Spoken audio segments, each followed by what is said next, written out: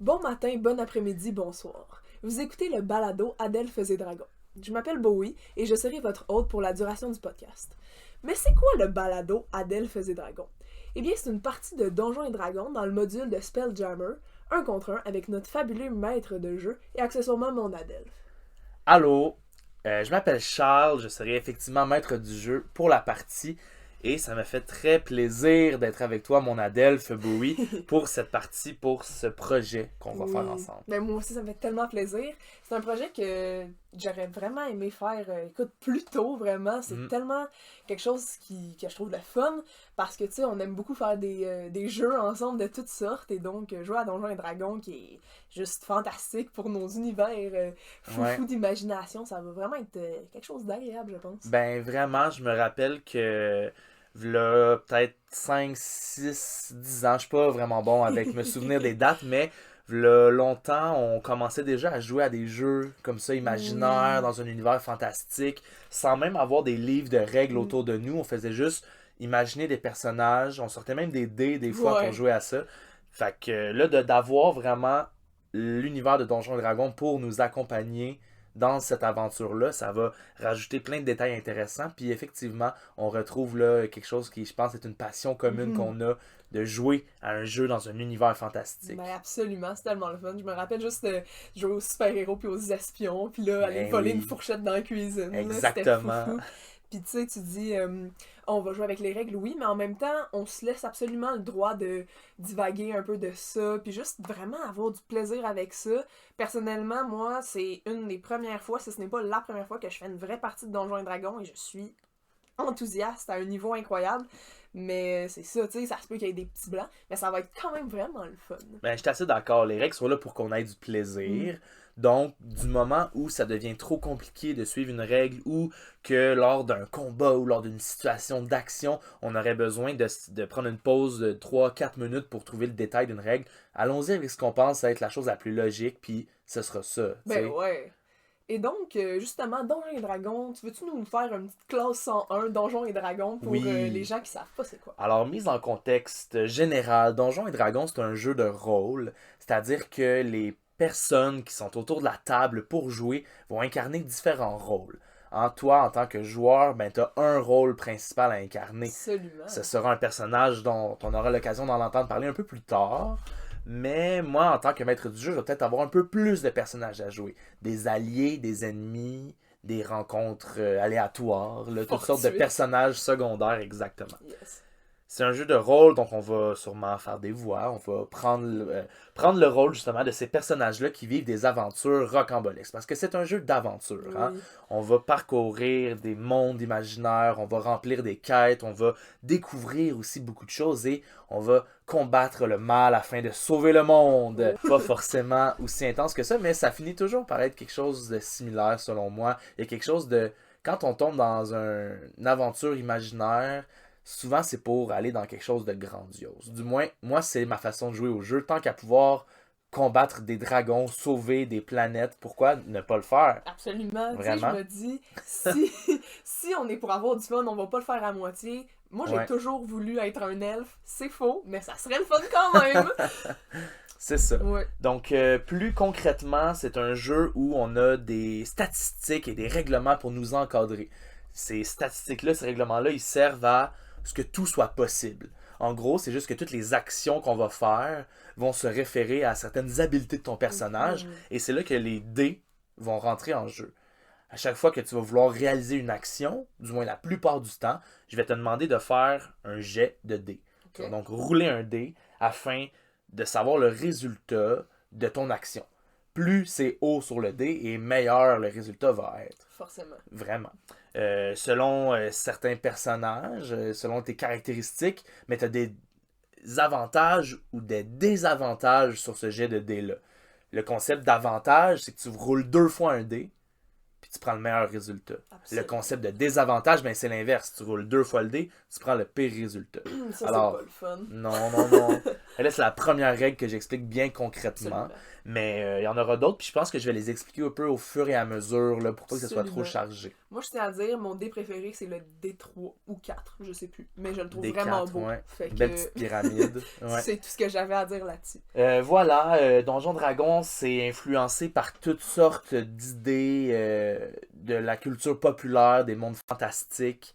Et inversement aussi, hein, on s'inspire de Donjon Dragon pour tout ce qu'on peut retrouver dans les Ben oui. médias. Là. Moi aussi, quand j'écris des histoires, et j'imagine que toi aussi en créant des personnages, Incroyablement. on s'inspire de tout ce qui nous entoure. Mais oui. Oui. Et puis là, peut-être un petit mot sur le module de jeu Spelljammer. Oui, absolument. Mais dans le fond, c'est sorti assez récemment. On joue dans la version, la 5e édition de Donjon Dragon. Donc, c'est la plus récente. Et il y a un module de jeu qui est sorti, Spelljammer, que ça s'appelle, où on peut faire des voyages dans l'espace. Ouh. Ouais, à bord de vaisseaux des Spelljammer. C'est ça le nom. Donc, on aura l'occasion d'en faire. Et puis, voilà. À travers tout ça, ben, il y a toutes sortes de créatures aussi, Oui. des nouvelles races d'humanoïdes qui sont apparues dans cet univers-là. Ça se passe dans l'espace, il y a genre des vampires pirates, qu'on appelle des vampirates, puis c'est Comme fabuleux. il se doit. Ouais. Et justement, veux-tu nous parler un peu de l'univers de la partie qu'on s'apprête à jouer et que vous vous apprêtez à écouter, chers écouteurs? Hein? Ben, tout à fait. Dans cet univers-là, eh bien, c'est assez simple, puis on va en découvrir surtout beaucoup en jouant. Mais on va retrouver un personnage qui est à bord d'un vaisseau, justement, depuis bien des années, et qui fera un retour surprenant, différent, on ne sait pas trop, sur sa planète natale. Mhm. Alors, on est sur une planète qui n'est pas la nôtre, mais qui il ressemble quand même. Il ressemble quand même à la planète Terre. C'est la planète du nom de Gnémoli. Yes! Et là, ça commence. Les noms inventés, les histoires imaginaires. On est parti. Donc, cette planète-là, c'est une toute petite planète hein, sur laquelle ton personnage est né. Oui. Et puis, on aura l'occasion d'en apprendre sûrement au fil des discussions entre les personnages Très secondaires et le probablement. tien. Va falloir l'écouter pour le savoir. Vraiment. Mais c'est ça, cette petite planète-là, elle fait office principalement de port afin que les vaisseaux qui voyagent dans l'espace puissent passer sur la planète, recharger leur bulle d'air afin de pouvoir voyager encore plus longtemps. Et accessoirement, ben, c'est aussi une planète qui est peuplée par différentes créatures. Je peux en faire un petit topo maintenant. Je t'en prie. Ben, il y a des alphelins. Oh. Ce sont des créatures un peu entre les elfes et les nains. Hein? Peut-être un référent plus commun, les elfes et les nains, mais les alphelins, ben, c'est une petite créature très enjouée qui ressemble un peu aux humains, mais comme plus petit. Serait-ce un peu un hobbit Oui, pour les référents voilà. de Tolkien? Voilà. Parfait. Il y a des gnomes qui sont encore des plus petites créatures avec une connexion magique assez spéciale. Il y aura des Kenku. Les Kenku, ce sont des humanoïdes corbeaux. Eux, je Ouais. les aime. Ouais. Il y aura aussi, à travers toutes ces aventures, des humains. Hein, des bons vieux humains. Dans Donjon Dragon, il y a des humains depuis le tout début. Quand on choisit cette race-là comme créature à jouer, ben c'est un peu la plus facile et la plus intéressante en même temps parce que nous, on est des humains. Oui. Fait que ça a établi un lien spécial là-dedans, puis c'est comme un peu plus facile peut-être de pousser le personnage plus loin parce qu'on doit vraiment. Il n'y a rien de spécial à la base dans un humain, contrairement à un humanoïde corbeau. Exactement. Ça, c'est déjà assez spécial. Quand tu es un humain, tu mets plus d'énergie sur l'histoire, puis Oui. sur le caractère du personnage. Ouais. Donc, j'ai bien hâte de voir ça. Moi aussi. Il y aura d'autres créatures que peut-être pour l'instant je laisserai un peu Absolument. mystère pour garder des petites surprises. Mais oui, absolument. Donc ça donne une idée générale, je pense, C'est de fantastique. l'univers dans lequel on va jouer. Oui. Ça se passe dans l'espace, on va atterrir sûrement sur une planète assez rapidement Ah, sûrement. et on va découvrir qu'est-ce qui se passe sur cette dite planète. Mais oui, merci beaucoup. Et parlant d'humain, moi je vais juste vous présenter mon personnage Oui. qui, si vous êtes un petit peu intelligent, vous avez compris que c'est un humain, effectivement, de classe combattant, niveau 2. Mon mon backstory, mon background, si on peut Ouais. dire, c'est Astral Drifter. Ça, c'est dans le fond une personne qui s'est perdue dans les... Dans la mer astrale. Merci, la mer Ouais. astrale, et qui a dérivé pendant tant d'années que ça en devient difficile de savoir et de s'y retrouver, tellement que moi, genre, mon personnage, Zadkat Vilko, qu'on va appeler Zad parce que c'est trop long sinon, a l'air de plus ou moins une vingtaine d'années, mais en vrai a 95 ans.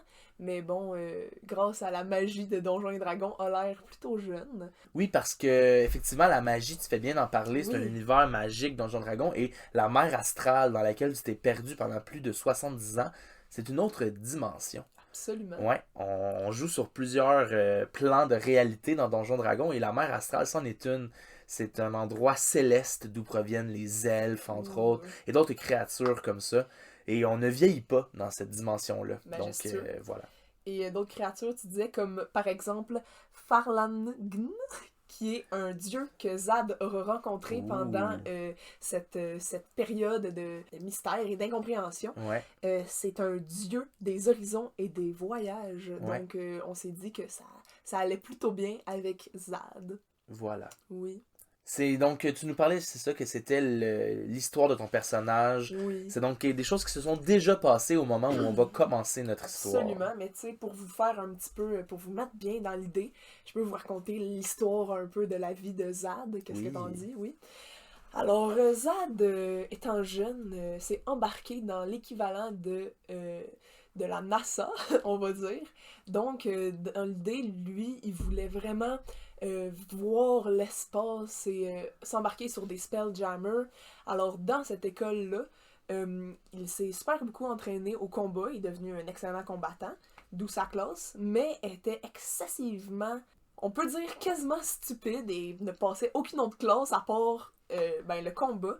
Et s'est fait renvoyer de l'école, mais n'en faisant qu'à sa tête, ce pauvre Zad, il a volé un Spelljammer, il est parti avec l'équipage aussi, puis là, éventuellement, il a raté, parce que très clairement, on peut, comme je l'ai dit, il a pas réussi ses cours, là, il a bien de la misère. Et voilà, un élève déchu qui a fini par s'embarquer de façon clandestine Oui. sur un vaisseau Spelljammer. C'est bien intéressant et justement, on va voir le retour à cette dite planète-là Ouais. où les notes et l'école n'étaient pas la meilleure chose. Non. Comment tu décrirais un peu les relations que tu avais avec les personnes? Est-ce que tu avais de la famille proche? Est-ce que tu avais Ouais. des amis Ben, qui vivaient sur cette j'avais planète-là? quelques amis, bons amis, dont un personnage qu'on rencontrera plus tard. C'est sûr, j'avais aussi de la famille là-bas qui, écoute, qui m'encourageait là-dedans, mais qui voyait bien, était comme, tu devrais peut-être aller juste être dans l'armée. Puis Zad, il était comme, non, je veux voir l'espace, je veux Oui, voyager, j'ai oui. des étoiles dans les yeux, mais je veux les voir pour vrai. Et donc, c'est embarqué là-dedans contre tous les professeurs qui ne croyaient pas en lui, contre tous les enfants de riches qui, eux, soudoyaient les professeurs, disons, pour avoir des bonnes notes. Ah ouais. Absolument. Et juste pour leur dire, dans votre face, moi, je suis capable de le faire. Il avait tort, il n'était pas capable de le faire. Ouais, il s'est retrouvé perdu dans l'espace pendant des dizaines d'années. Des Voilà. fois, il faut écouter les professeurs, hein? Mais oui, donc c'est bien dommage, mais ça a mené à des rencontres fortuites et des aventures incroyables. Ça ferait le tour peut-être. Qu'est-ce que t'en penses? Est-ce que tu veux plus de Oui. contexte? De contexte, oui, pourquoi pas un peu? Juste un peu. Y en a-tu pas? Ben, dans quel vaisseau est-ce que t'es présentement au Oui. moment où la partie va commencer? Je suis dans un vaisseau Spelljammer. Je n'ai aucune idée s'il a un nom, mais il est de forme tortue. C'est aussi son nom, un vaisseau tortue. Exactement. Dans le livre Spelljammer, dans le module, il y a plusieurs vaisseaux, Ouais. dont peut-être Charles, tu voudrais nous expliquer un peu le fonctionnement. Ben oui, dans le fond, ces vaisseaux-là, ils ont certaines caractéristiques uniques. Par exemple, le vaisseau tortue va dans l'eau, en plus d'aller dans l'espace, mais la base, c'est la même. Ces vaisseaux-là vont dans l'espace. Et ces vaisseaux-là sont conduits par des capitaines qui ont des capacités magiques. Parce que c'est pas un volant comme n'importe quel bateau de pirate qu'on peut imaginer. Non, non. Il s'agit de trônes Spelljammer. Et ces trônes-là, on s'assoit dessus, mais on faut les faire apparaître par magie. Et lorsqu'on s'assoit sur le trône, on entre en connexion spéciale avec le vaisseau et on peut simplement par notre pensée diriger le vaisseau et l'apporter là où bon nous semble. Oui. C'est ce que Zad, ton personnage, Ouais. a échoué à comprendre et à faire dans son école de Spelljammer. Hein. C'est donc quelque chose de bien malheureux. Il n'aura donc pas été capable à ce jour de comprendre le fonctionnement Non. des trônes Spelljammer. Et donc, voilà. Tu sais, des fois, quand on prend trop la confiance, on s'ambitionne, on se dit « Ah, je vais réussir. » Si t'as pas réussi avant, peut-être que tu réussiras pas plus aujourd'hui, mon grand. Je sais pas. Un concept intéressant, deux concepts intéressants en fait. Il y a les bulles d'air et les plaines de gravité. Les bulles d'air, en fait, tous les êtres vivants et même inanimés ont des bulles d'air. Un humanoïde moyen comme un humain, ça a une assez petite bulle d'air. Dans l'espace, tu peux durer environ 1 heure, là, sans même pas plus. Mais les vaisseaux, ça a des bulles d'air assez grandes et l'air peut rester respirable et sain pendant environ 120 jours. Ce qui donne le temps de voyager dans l'espace et visiter des petites planètes ou des grosses planètes ou même des astéroïdes qui ont des bulles d'air assez grosses pour même subvenir à leurs propres besoins puis l'air se régénère à l'intérieur. Donc les planètes, ils ont ce qu'on appelle une atmosphère. Yes! Voilà, donc la bulle d'air, c'est plus juste une bulle d'air, c'est une atmosphère. Voilà. Ouais. Il y avait un mot pour ça, Oui. c'est encore plus simple. Donc c'est ça. Et les plaines de gravité, ben, sur une planète, c'est une gravité qui est similaire à la nôtre. Hein? C'est une gravité tout autour avec son centre. Mais sur les vaisseaux, la plaine de gravité, c'est une ligne horizontale. Et donc, il y a certains vaisseaux, comme le vaisseau Tortue, qui ont des salles où la gravité est inversée. Parce que la ligne horizontale qui est la gravité, c'est comme un plancher, mais le plancher devient aussi le plafond quand on est de l'autre côté et qu'on passe en dessous du plan de gravité. Et donc, ça donne des situations assez farfelues et intéressantes. Incroyable. C'est une mécanique qui est très dynamique du côté du module Spelljammer d'avoir des plaines de gravité comme ça Absolument. avec lesquelles jouer. Alors oui, merci beaucoup pour ce contexte tout de même quand même nécessaire.